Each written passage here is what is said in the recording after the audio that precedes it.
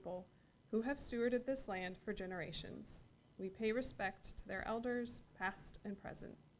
We recognize their ongoing presence in our community. We are grateful for the land and for those who tended it before us. We are people of many different paths and beliefs who are brave, curious, and compassionate thinkers and doers. While diverse in age, ethnicity, and gender, we share the same values, centered around love and acceptance of all. If you are visiting today, please fill out a card by the front door so that we can connect with you. In your order of service, you'll find a description of upcoming services and some announcements. There's a Juneteenth celebration. Actually, we have 2 local Juneteenth celebrations this year. One is going to be in Crestview starting at 10 a.m. at the Crestview Community Center, and I think that one goes all day, so if you can't make it at 10, whatever time you can make it. And then the other one is at Fort Walton Beach Recreation Department, and this is their first ever Juneteenth celebration, and it's also going to start at 10. I'm not sure how long that one goes for. All right. So today's service, if you haven't figured it out yet, is led by members of Cypress Grove CUUPS to honor and celebrate the pagan holiday Litha, also known as the summer solstice, which actually falls on next Sunday, but we wanted to do this Sunday to get everyone excited for it. So if you don't know, the summer solstice is the longest day of the year, and it also marks a significant seasonal shift because each day after will grow incrementally shorter, ushering in autumn and then the dark of winter. So in celebration of the solstice, Cypress Grove will be hosting a summer solstice festival right here this upcoming Saturday, June 20th. We'll start at 2 p.m. and we'll go until sunset. We will have our traditional ritual celebration at 2 p.m., followed by our feast. We'll have a tea and tarot event, a special performance by the Gulf Coast Pride Choir, and we'll finish off with a sunset guided meditation. So all are welcome to join us in the festivities, whether you consider yourself pagan or not. After today's service, please feel free to stay for coffee, snacks, and conversation, followed by what we like to call second hour. The choices today are TED Talks by Josh Ashley, which I don't see him here today. He'll be here? Okay. That's going to be in the library, and also speaker circle in the front where we can kind of just discuss the service that we had today. In your order of service, you may see that it says Learn to Crochet, but Alex Jones is not here, so that one is canceled for today. Okay, and the prelude prepares us for the service.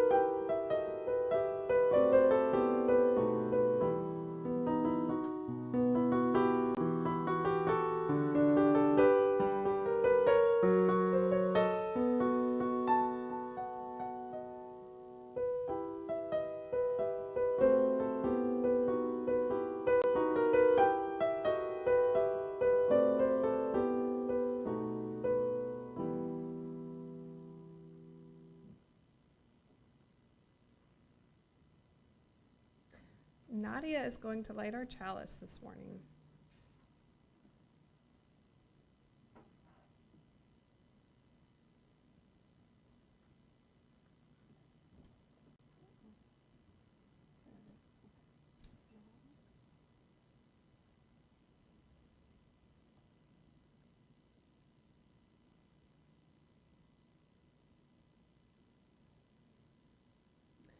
We light this chalice as the sun reaches its pinnacle. Our shadows shrink ever smaller. The vine fruits peak in sweetness. May we meet this season with gratitude, recognizing that just as quickly as it has come upon us, change will summon us inevitably into the next. So we're going to do things a little different today. Before we start our first hymn, which will in fact be a chant, I want to share a little bit of Litha folklore. And this particular tale comes from Celtic tradition, but similar folk stories exist in many other cultures. It's common to have stories like this to explain like the changing of the seasons. This particular telling that I'm going to read is adapted from the podcast and webpage Tales from the Enchanted Forest. Long ago, before men or seasons, 2 brothers were born. One brother was radiant, and everywhere he went bloomed with life. He wore the crown of oak, a tree known for its strength, beauty, and noble presence. His brother, while equally as cheery, knew that every light needed dark, and so with him came the darkness and slumber. Trees would lose their leaves in preparation for his cold spells, and the animals would hide away in the warmth of their burrows and dens. He took for his crown the evergreen holly. Both brothers ruled in harmony, although they did quarrel from time to time about the need for more light or more darkness. No one knows what caused their rift. Some say it was a beautiful goddess that loved them both. Others say the creation and rise of humans drove the brothers to quarrel. Whatever the reason, each day the brothers overstepped, testing the bounds of their range. Men loved the bright, sunny days and longed to stay in the court of the Oak King. They lent their support to the Oak King, and he grew more powerful. He was their fertility god, their green man of the woods. The Holly King, unsupported and alone, fled the lands for some time, and the world thrived in an unbroken summer. Over time, the people grew weary without death and darkness. The plants whose blooms had once been celebrated were now commonplace. The eternal cycle of life and death was broken. The Oak King was weak without rest. The Holly King watched from afar until one fateful day he returned. The 2 brothers fought a fierce battle for the crown. Tired and spent from keeping the world green, the Oak King fell and abdicated his crown to the Holly King, who got to work bringing steady death and decay to the lands as he blanketed the world in cold. The days grew shorter, so the people and animals were finally able to rest. All the trees lost their leaves and were barren, except the pine and holly trees, which reigned supreme. But the Oak King was not gone for good.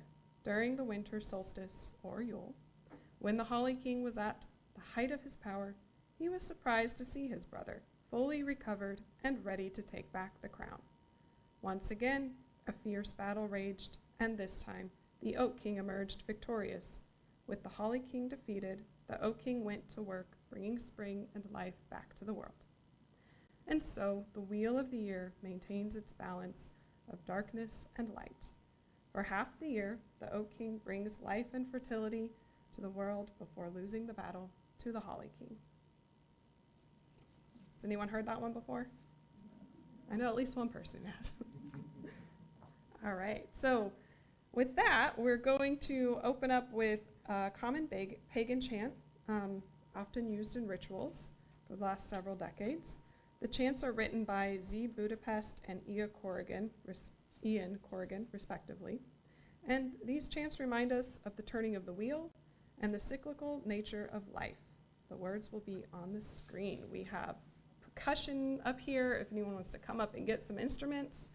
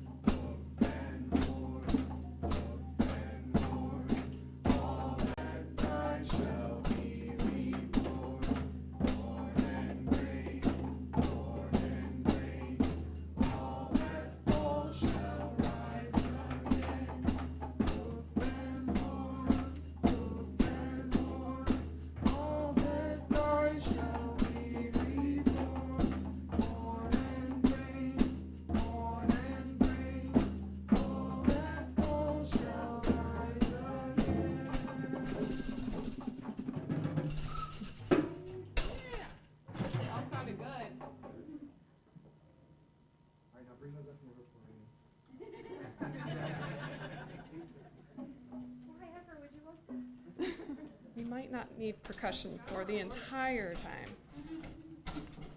Okay, and kids, once you put your instruments up, you can stay up front because we're going to have our time for all ages. And it's not just for kids. Anyone else who wants to partake in making a sun catcher today, you can come on up.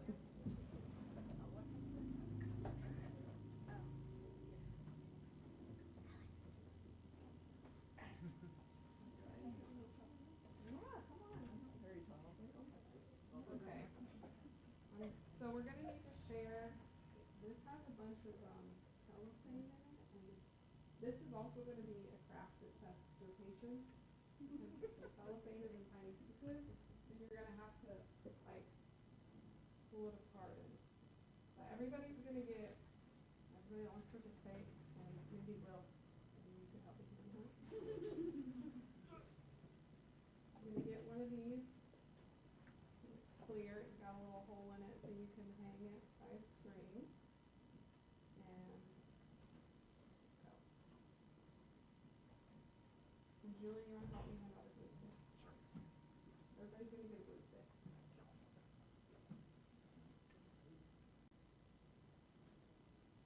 Okay, so this is just an example of what it could look like, but yours is going to be unique to you. And you can either just put the little cellophane pieces on one side, or you can put it on both sides. What's cool is, as you layer them, the colors blend because the cellophane is clear.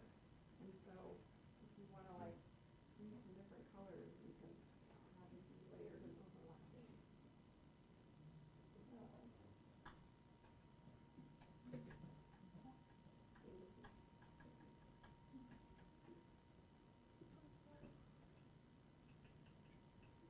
So what you'll do, I guess I should explain exactly what you're going to do next. You're going to take a glue stick and you're going to just like spread it wherever you want the cellophane piece. And you'll get the little cellophane pieces, and this is where you're going to have to be patient and share. And, you know, it's easier to like sit on the floor and do that, and you're welcome to sit on the floor. And you'll just put them wherever you want on your. If you are capable of making a design, that would be really cool. And honestly, I think you should get like a gold star or something for that.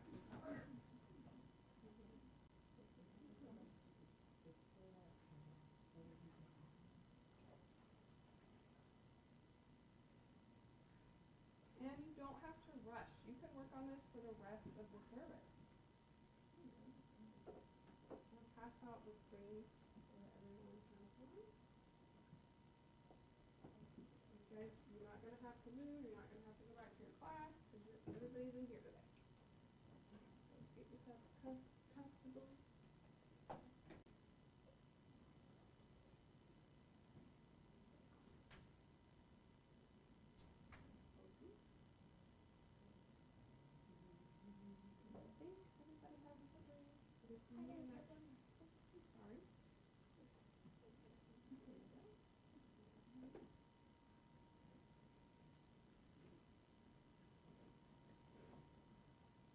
And for any adults who are feeling a little bit jealous and kind of low-key want to do it, you can do it during second hour.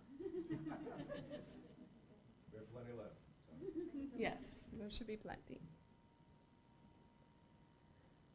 All right, so as our crafters continue crafting, we are going to continue on with our service today. And the next portion is sharing of joys and concerns, which is a milestone, the sharing of joys, milestones, and concerns. This is a tradition, a beloved tradition in our fellowship, where you are welcome to come up, place a glass pebble into the water silently, or you may speak a few words into the microphone. And this practice shares our joys and helps us support each other in sorrows. And please remember to tell about others only with their permission. This is a very sacred time for us.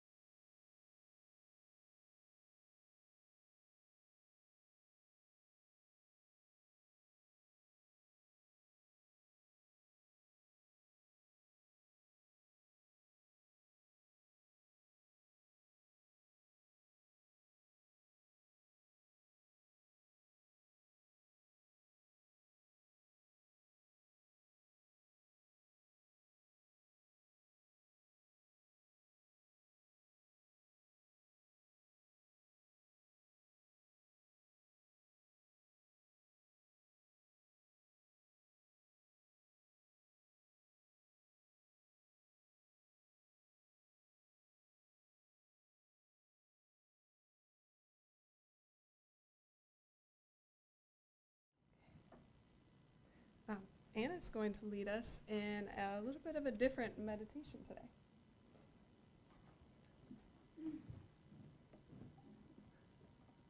For today's meditation, we invite you to join us for a little breath work and movement. You can stand as you are willing and able, but you can also do this from a seated position. We will be doing the first 4 movements in the traditional sun salutation yoga sequence. Our CUUPS members will be at the front to demonstrate. Stand or sit up tall like a mountain. Plant your feet firmly on the earth. With a deep inhale, bring your arms up above your head. As you exhale, bend forward if you are standing. It's okay if your knees bend. Inhale and come up halfway with your hands on your thighs, chest parallel to the ground. Exhale and bend forward, all the way, moving with your breath and exhaling all the air from your lungs as you bend. Inhale and come all the way up, bringing your arms above your head. Exhale and bring your hands to a prayer in front of your heart. Now that we're familiar with the movements, let's repeat the sequence once more. I'll read it again. Stand or sit up tall like a mountain. Plant your feet firmly on the earth. With an inhale, bring your arms up above your head. As you exhale, bend forward. If you're standing, it's okay to bend your knees. Inhale and come up halfway with your hands on your thighs, chest parallel to the ground. Exhale and bend forward all the way, moving with your breath and exhaling all of the air from your lungs as you bend. Inhale and come all the way up, bringing your arms above your head. Exhale and bring your hands to prayer in front of your heart. Settle into stillness. With your hands in prayer at your heart, tuning into your breath, notice the ground beneath your feet. We will close with the summer solstice mantra. I am filled with light, vitality, and abundance, embracing the energy of growth and transformation, flourishing with the energy of the summer solstice. I am filled with light, vitality, and abundance, embracing the energy of growth and transformation, flourishing with the energy of the summer solstice. I'll repeat it one more time. I am filled with light, vitality, and abundance, embracing the energy of growth and transformation, flourishing with the energy of the summer solstice. Let's be.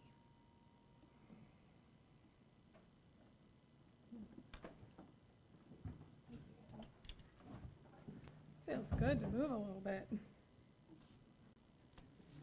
All right. It's now time for our offering. After our song of dedication, the greeters will take up the offering. Generosity is a spiritual practice.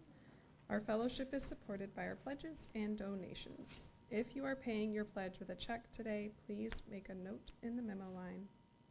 And we also have a tradition that we call Share the Plate, where we split equally all cash donations and checks that are not marked as pledges with a local charity. And for the month of June, our Share the Plate partner is PFLAG. PFLAG Niceville provides a monthly support meeting which is open to all LGBTQ+ individuals and allies of the community.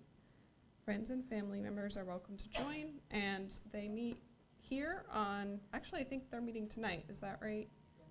Yeah, so they're going to meet here tonight at 6 p.m. for anyone who wants to join.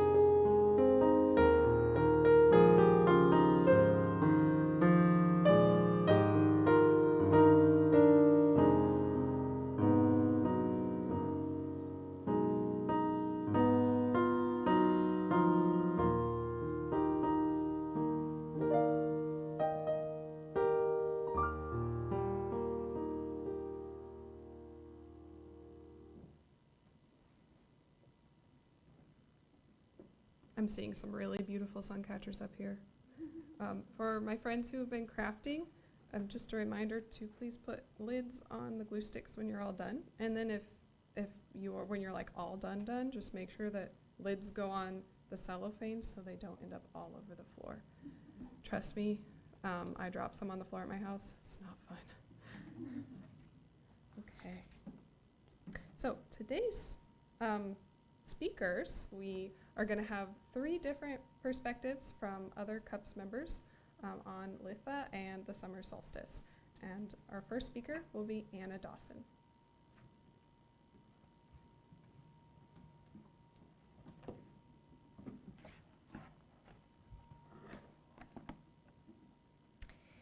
Litha, or summer solstice, celebrates the peak of the sun's power.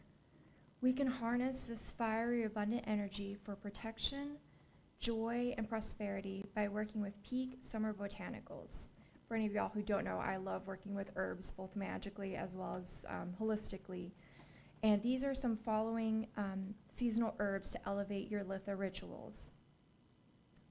St. John's wort is a quintessential Litha herb. Its bright yellow blooms channel the sun and offer strong, protective, and luck-drawing energies. Calendula, it's a beautiful bright yellow flower, embodies solar energy. This flower is perfect for boosting confidence and joy, as well as promoting happiness and attracting positive, warm vibrations. Mugwort is known for heightened intuition as well as lucid dreaming. It is traditionally harvested at midsummer when its magical potency is at its highest. Lavender offers balance and as well as bringing cooling peace, gentle love, and spiritual connection to your fiery summer spells. It's a very calming herb. Sunflower is the ultimate symbol of the sun. Use it in spells for joy, fertility, and abundant fortune. Mint brings a refreshing, cooling energy to your space, and it is heavily utilized in magic for renewal and prosperity. And here are some simple ways to use them. Either in sun magic and divination, you can gather these plants to adorn your altar or weave them into beautiful flower crowns for Litha symbols or spells. You can also use herbs for cleansing, such as bundling fresh sage, rosemary, or cedar to purify your sacred space for the upcoming season, as well as for teas and cooking, one of my favorite ways. Brewing fresh lemon balm, peppermint, rose, or lavender to sip while you meditate under the summer sun. And these are all ways that you can harness the natural beauty and abundance of earth while you're celebrating Litha and summer solstice. Thank you.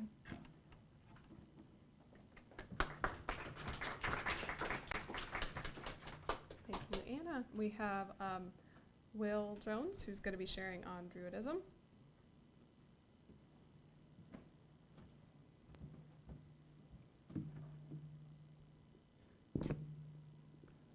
So for me, I'm a bit of a history nerd, so I want to just give a brief overview of why Litha, or as it's known in some Druidic traditions, Alban Heffen, meaning the summer of light in Welsh, is deeply tied to both early and modern Neo-Druidic movements and traditions. One of the most well-known celebrations of the summer solstice in Druidry occurs every year in at Stonehenge in Salisbury, England. The summer solstice time was a very tremendous event for the proto-Druids of the Neolithic British Isles, who built several Neolithic structures across the island. In southwest England, this thread connects us to the past of almost 5,000 years of people at Stonehenge, where the ritual activities through the Bronze Age, Iron Age, and today include things such as seeing the first rays of sun shine through the Hele stone.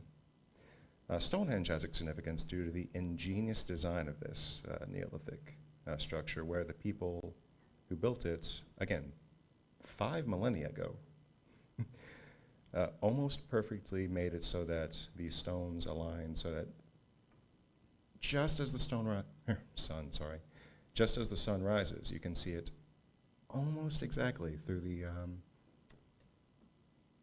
sunrise in the east, the eastern part of the structure.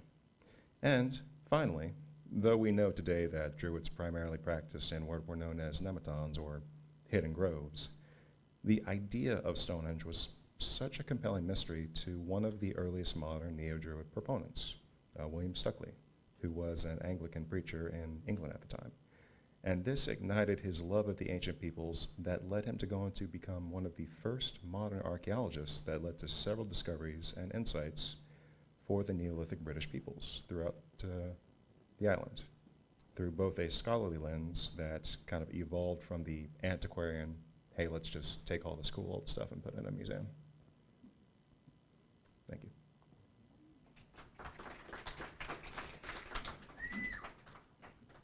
Thank you, Will. And finally, we have Stephanie Logan, who will be sharing, I believe, a personal perspective.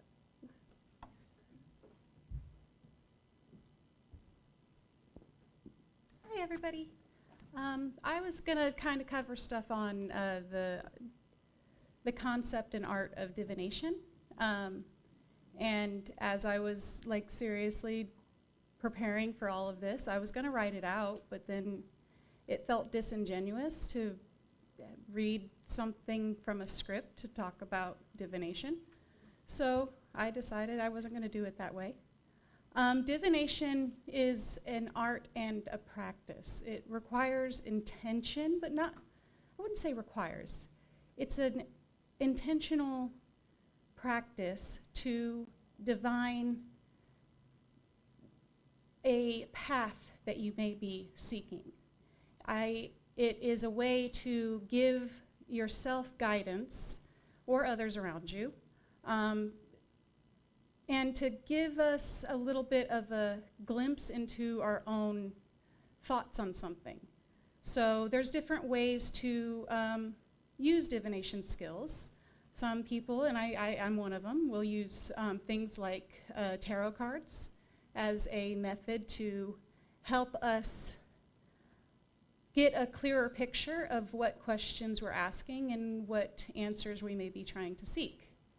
And then some people will be using other methods like scrying, using water or mirrors. That is more of like you put the intention of what it is that you're wanting to understand, and then you stare into the depths of either the mirror or the waters and try to pick out the messages that you are seeing within it.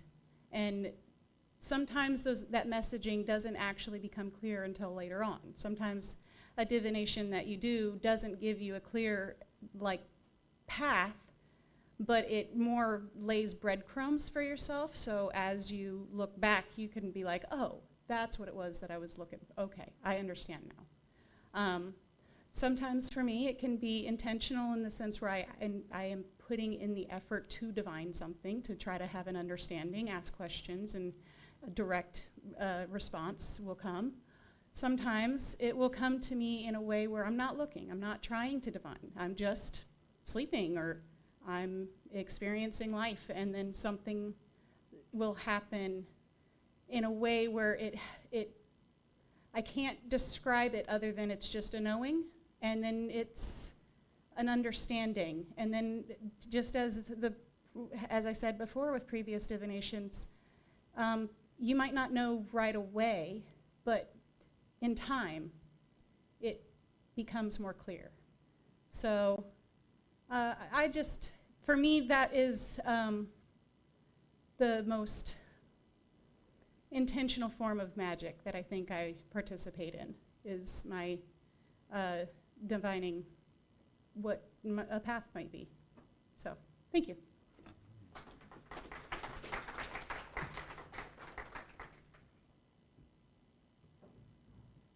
Thank you so much, Stephanie. Okay. So, it's time for our final hymn, which we're going to kind of have fun with. It's going to be Blue Boat Home, which is that number 1067 or 64? Okay, yeah, I have a typo in my sheet here. And that's in the teal hymnal. The words are also going to be on the screen, but we also have this fun beach ball. I'm going to throw it out, and you guys will just toss it around during the song, because why not?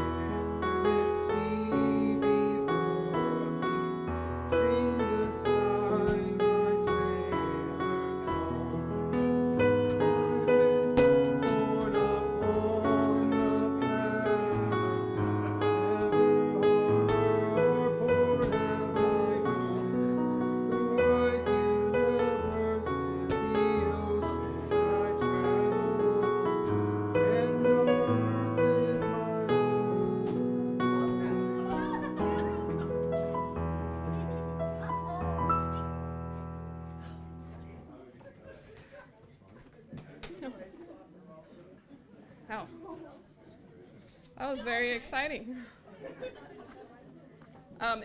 If the kids for second hour want to take the ball outside and continue that game, you're welcome to.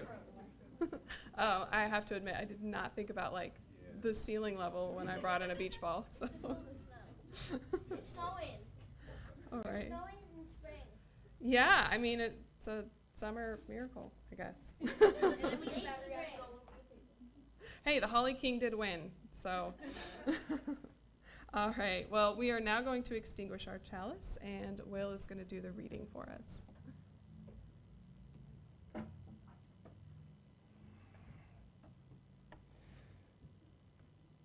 May the firmness of the earth be yours. May the flow of the water be yours. May the freedom of the air be yours. And may the fierceness of the fire be yours. May all the gifts of this life, the below and the above, be with you now and remain with you always. Blessed be. Please remain seated for the postlude.